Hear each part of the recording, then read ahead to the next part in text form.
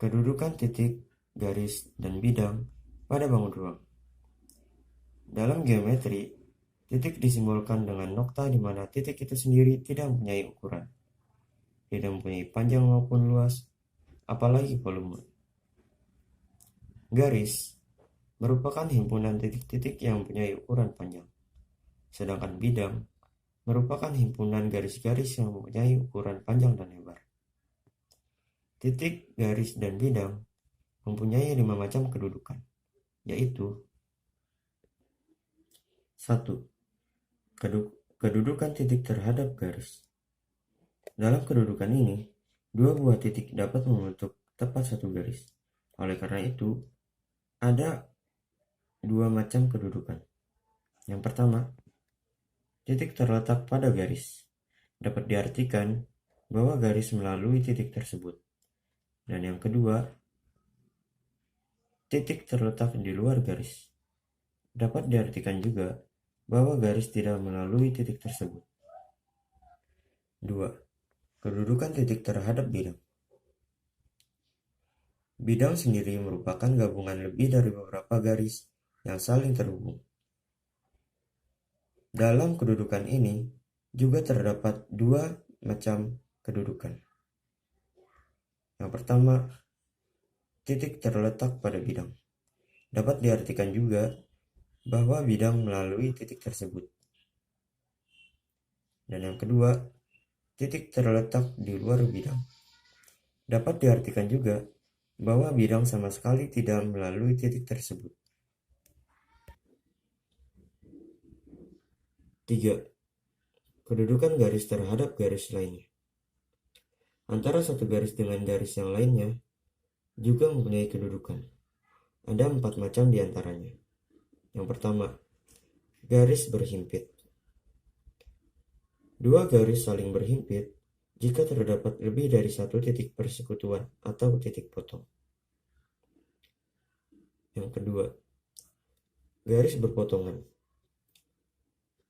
Dua garis saling berpotongan jika terdapat tepat satu titik persekutuan atau titik potong.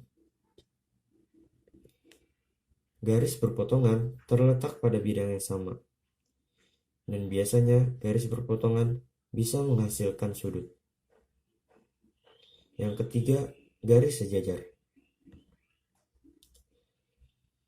Dua garis yang saling sejajar jika tidak ada satupun titik persekutuan.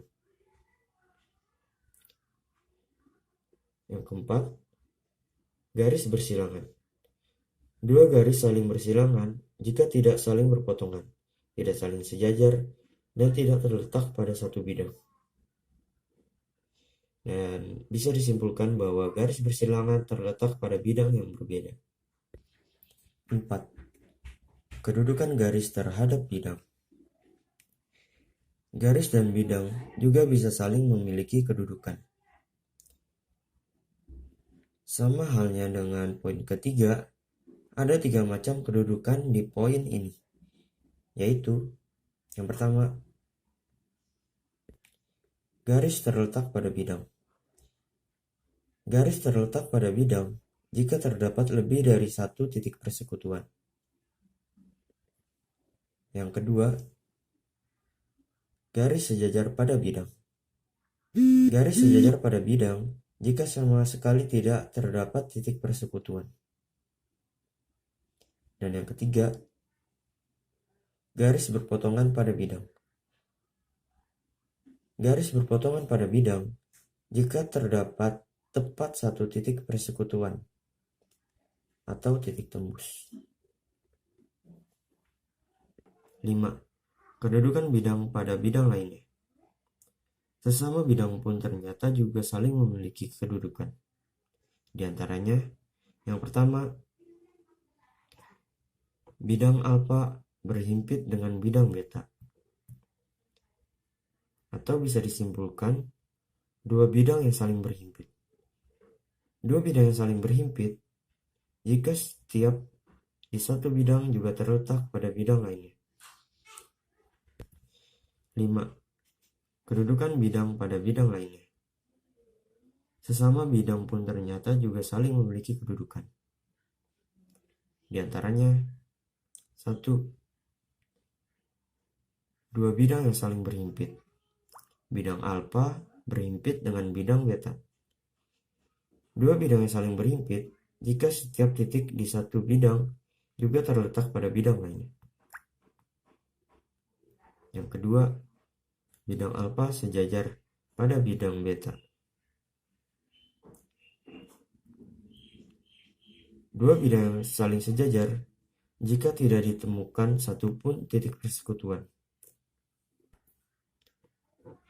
Yang ketiga, bidang alfa dan beta berpotongan dengan garis potongnya alfa, beta.